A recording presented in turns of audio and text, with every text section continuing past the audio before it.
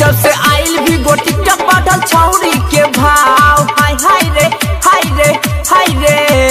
हाय हाय रे हाय रे हाय रे जब से आइल भी गोटी टक बढ़ल छौरी के भाव चुम्मा मांगे नी तो चुम्मा मांगे नी तो अपन दिखावे लिताव हाय हाय रे हाय रे हाय रे हाय हाय रे हाय रे हाय रे जब से आइल भी गोटी टक बढ़ल छौरी के भाव बढ़ल छौरी के भाव छौरी के भाव छौरी के भाव शिव नारायण शिव नारायण छौरी के भाव Shiv Narayan presented by Albina Recording Studio Music Director DJ Shiv Narayan रोज रोज देत रही पहले उ हमके रे भाई कोरा में बैठा के मना करे अब जब से वीडियो लागल चमके हाँ रोज रोज देत रही पहले उ हमके मना करे अब जब से वीडियो लागल चमके डोरी दिखावे के डोरी दिखावे के करेले पब्लिक में दाव हाय हाय रे हाय रे हाय रे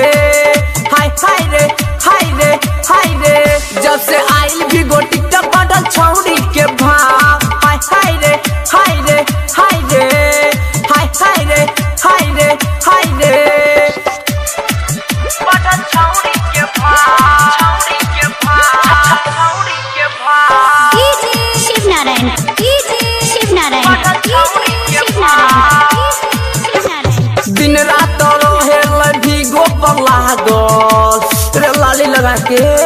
कहीं कुछ तो कहे भागशाला पागल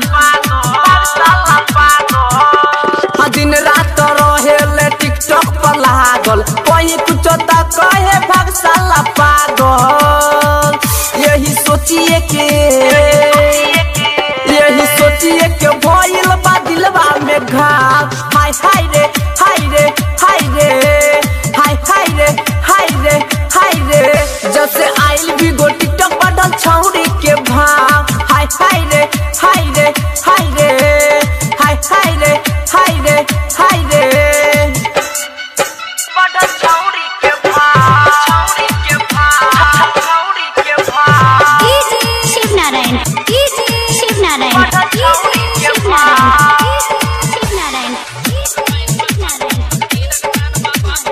presented by Albina Recording Studio Simra Music Director DJ Shiv Narayan चंदन सुनील गइल माला हाथ से रे गोरकी पतर की डीजे मनीष बुझ हमर बात के हाँ फूलो राजीव गइल माला हाथ से राइटर में राज बुझ हमर बात के सुमो चिंगारी लागे रोज पिए पड़ी पाओ हाय हाय रे हाय रे हाय रे हाय हाय रे हाय रे हाय रे जब से आइल भी गोटी टक बढ़ल छौरी के भाव हाय हाय रे हाय रे हाय रे हाय हाय रे हाय रे हाय रे